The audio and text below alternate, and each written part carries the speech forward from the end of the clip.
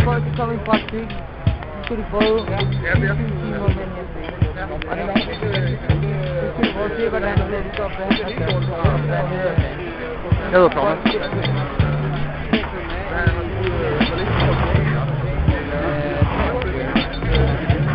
Hvor længe har du været hjemme? Jeg er blevet færdig.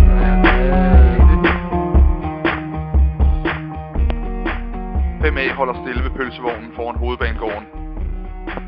Storbyens inferno har sit knudepunkt her.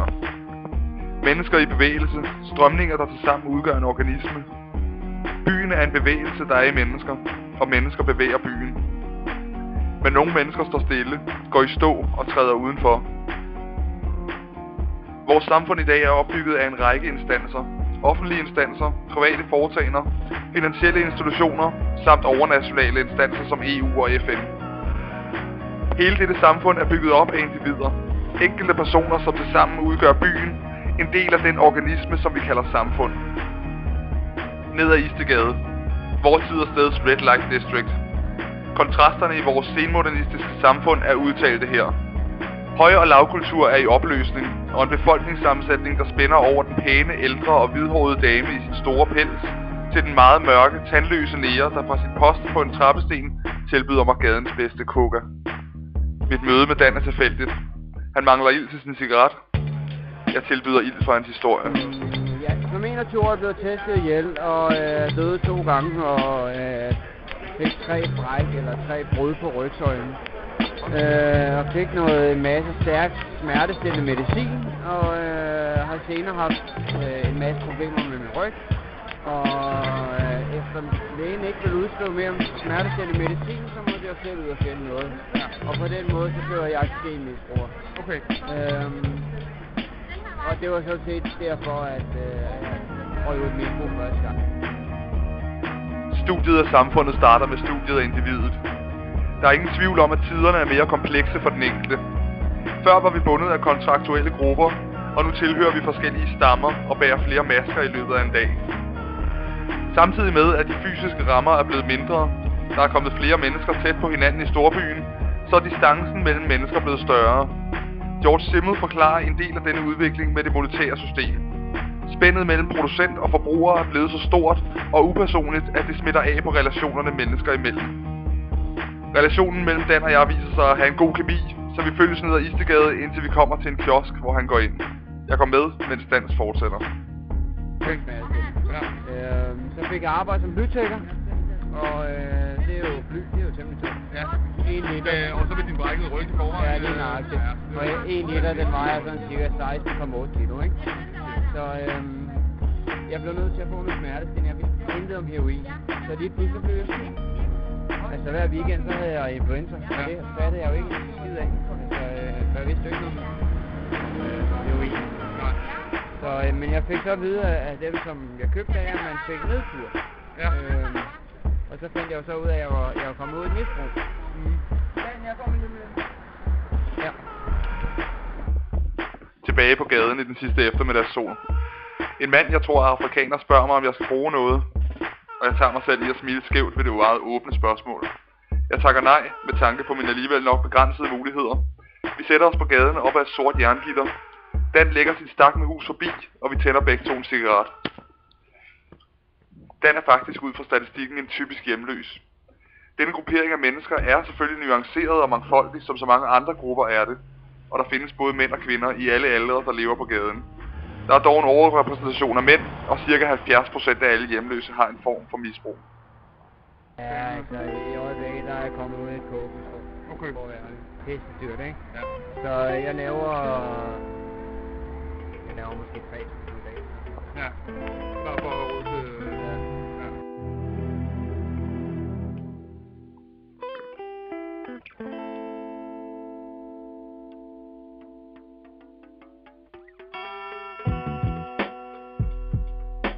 En anden myte i vores samfund er, at hvis man er hjemløs i Danmark, så har man selv valgt det. Diskussionen kan tages fra 2 vinkler. Enten ser man den hjemløse som et strukturelt offer, der er bukket under for et samfunds enorme pres, eller også ser man den hjemløse som aktør, der selv er skyld i sin situation kvæg sin frie vilje. Hele denne diskussion synes at blive overflødig, som jeg sidder her, side om side med Dan. Pludselig går det op for mig, at jeg er blevet hjemløs. Altså, min lejlighed er ikke forsvundet, mens jeg sidder her på Istegade, men jeg er endt i den gruppe i forbipasserendes optik. Blikke er svære at fange, og smil er der intet af. Dans ven John kommer og sætter sig på den anden side af mig. John har et gardint og enormt fuldskæg og ser meget medtaget ud, trods hans 37 sommer. Billedet er næsten fuldendt, så jeg spørger Dan, om jeg ikke må låne hans bunke af hus forbi og se, om jeg kan sælge et par eksemplarer.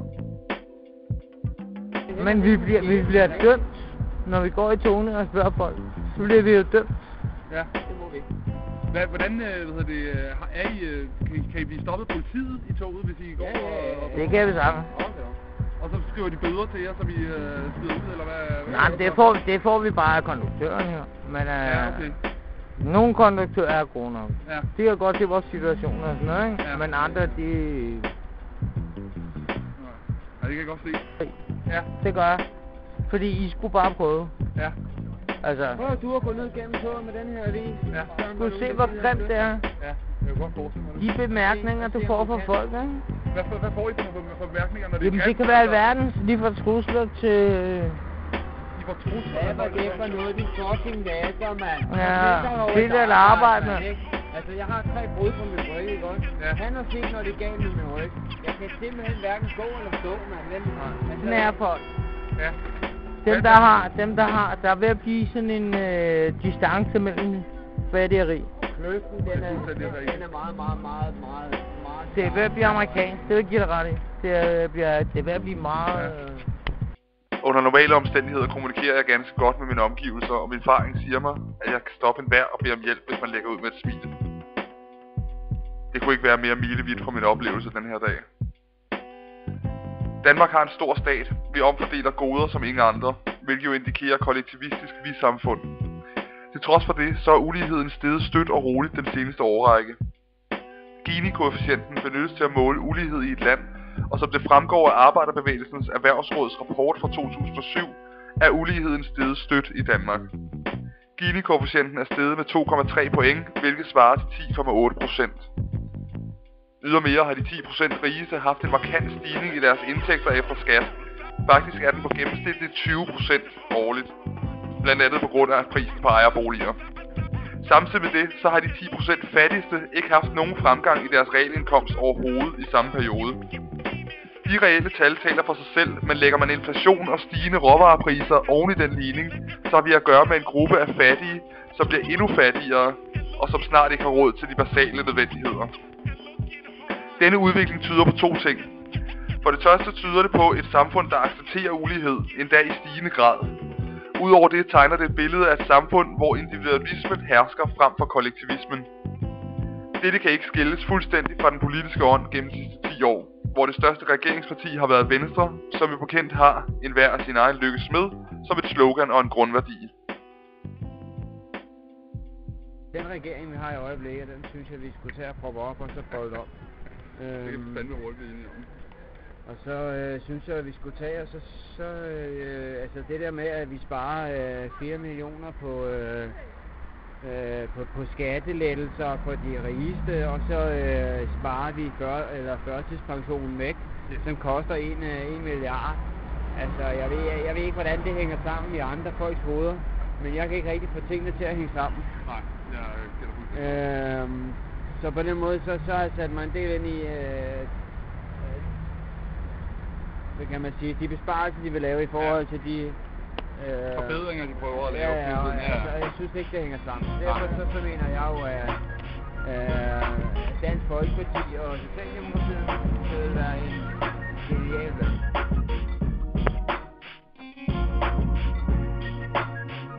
Individets samfundsmæssige orden determineres ikke længere kun af alder, social klasse og religiøs tilknytning, men også af grupperinger, som vi bliver delt ind i og deler os selv ind i.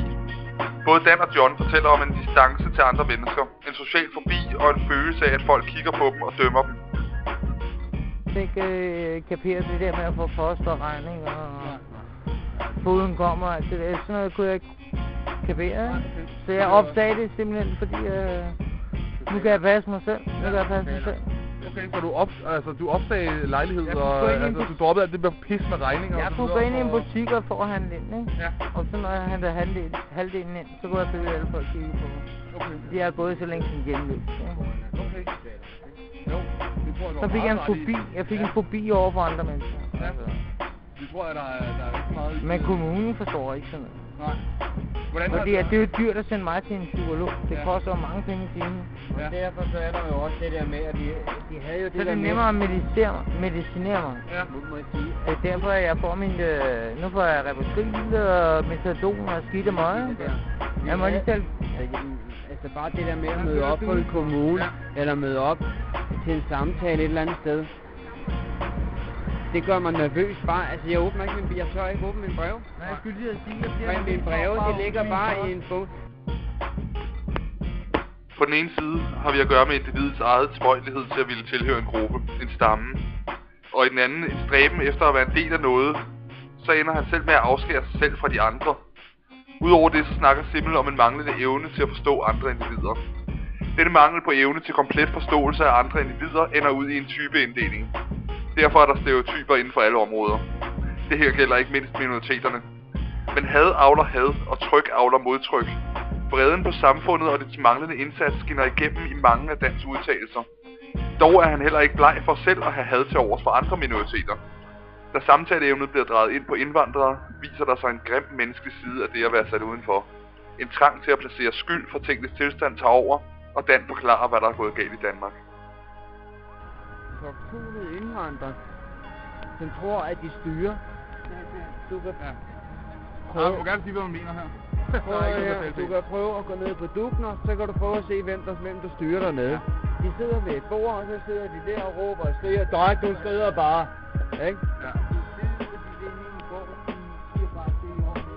Ja. Så slipper de for problemet, så er det derinde. Ja. Altså, og det er ligesom om os danskere der, ikke? Jamen, vi er jo ikke den... Vi er aldrig... altså, det der med hjemmerøveri og sådan nogle ting, det er jo ikke noget, der kommer fra danskerne. Det har vi aldrig nogensinde kendt til. Det er noget, der er kommet udefra og kommet ind til os, ikke også? Og det er det, jeg mener, at grænserne er blevet rykket kolossalt enormt. Og det sover man jo lidt. Ja. Har vi glemt den enkelte, eller har den enkelte glemt at være en del af samfundet? I takt med strømninger og trends breder sig til hele den globaliserede verden, trækkes der kraftigere og kraftigere streger op i sandet mellem de forskellige stammer i befolkningen. Intet skaber fællesskab som en fælles fjende, og når denne fjende ender med at være de næste, er det starten til borgerkrig. Dans had til et samfund, der har skuffet og svigtet ham, er forståeligt, men hans had til andre minoriteter viser desværre også en uheldig tendens og en trang til at have fjendebilleder. Massemedierne skaber i høj grad vores billede af de forskellige grupper. Det vil altså indvandrere, hjemløse eller aktivister, og manglen på forståelse for den enkelte individ gør så, at alle skal komme i kasser, og vi bliver trukket over en kamp. Måske skulle vi alle sammen prøve at være hjemløs flygtning for en dag. For folk, de kommer i praktik, så skal de prøve 24 timer med en hjemløs. Ja. Og det mener jeg. Så skal de prøve at se, hvordan danskere behandler danskere, og hvordan folk ser på en. Politikere, som er i et eller andet, som har noget med de sociale at gøre, burde simpelthen få taget alle deres kort, og alt hvad de har af finanser, og så burde de blive sendt på gaden i 3 måneder, og så skulle de klare sig selv. Nej, det kan de ikke. Der prøver at se, hvad fanden der vil ske, og de må ikke stjæle, og de må ikke bætle, og de må ikke alle de fucking ting. Hvordan helvede Jeg er de ikke kunne den, jeg klare var sig. for mange år siden. Og det er jeg ikke. Og det kunne være sjovt.